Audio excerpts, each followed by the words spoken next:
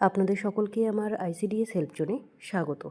আজকে আমি অন্য টপিক্সে একটা ভিডিও বানাবো। অর্থাৎ আপনারা জানেন গোটা পশ্চিমবঙ্গ জুড়ে এসআইআরের যে ফর্ম জমা করছেন, অর্থাৎ অনেকেই হয়তো বুঝতে পারছেন না আপনার ফর্মটি বিএলও স্যার বা ম্যাডাম যারা রয়েছেন তারা জমা করেছেন কি না। তো সেটা কিন্তু আপনি বাড়িতে বসেই নিজেই চেক করতে পারবেন যে আপনার ফর্মটি সাবমিট হয়েছে কি না। তো সেটার একটা ছোট্ট পদ্ধতি আছে, সেটাকেই আজকে দেখাবো আপনারা কিভাবে সেটাকে চেক করবেন। তো প্রথমেই আপনার ফোনের যে ক্রম ব্রাউজার রয়েছে সেখান থেকেও আপনি চেক করতে পারেন বা গুগলে এসেও কিন্তু করতে পারেন। তো দেখুন আমি গুগলে গিয়েই করছি। এখানে দেখতে পাচ্ছেন প্রথমেই আপনাকে যেটা লিখতে হবে সার্চে ভোটার্স পোর্টাল। এখানে দেখতে পাচ্ছেন আমার লেখা রয়েছে। তো আমি এখানে ভোটার্স পোর্টাল এখানে লিখে দেব।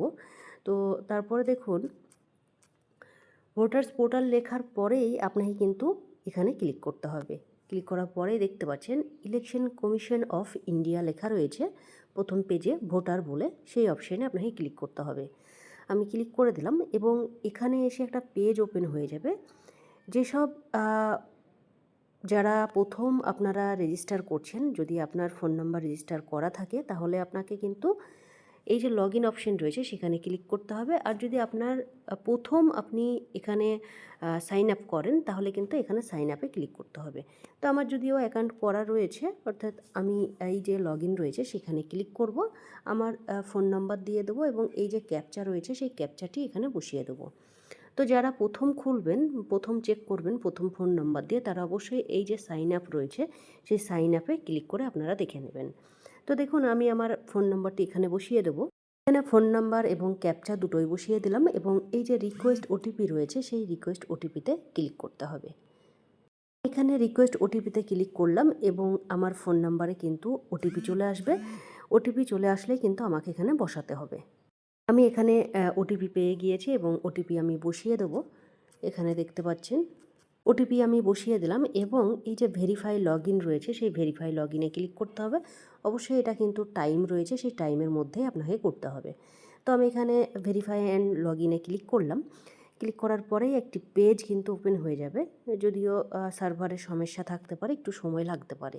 তো দেখুন একদম নিচের দিকে আপনি চলে আসবেন। নিচের দিকে আসলেই নিচের দিকে এসেই দেখবেন এই যে পেজটা রয়েছে এখানে দেখুন, দেখতে পাচ্ছেন আপনারা।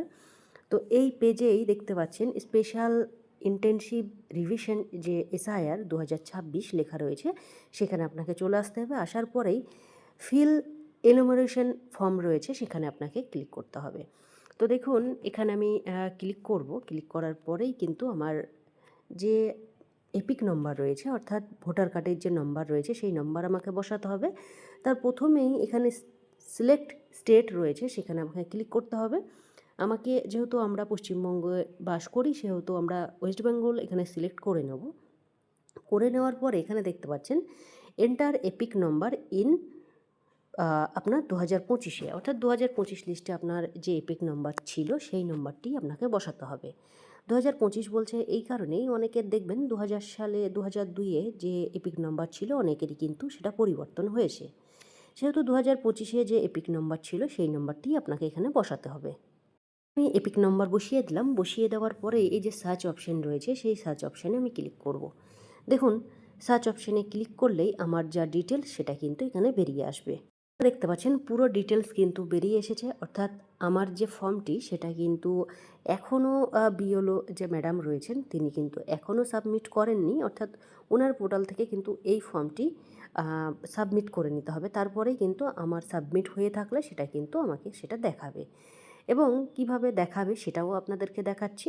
আপনি যে ফোন নাম্বার আপনার এতে দিয়েছেন, ফর্মে দিয়েছেন, সেটাও কিন্তু এখানে শো করবে এবং যে আপনি কিভাবে বুঝবেন এই ফর্মটি যেহেতু দেখতে পাচ্ছেন এটা কিন্তু আমার সাবমিট এখনও বিএলও ম্যাডাম কিন্তু করেননি।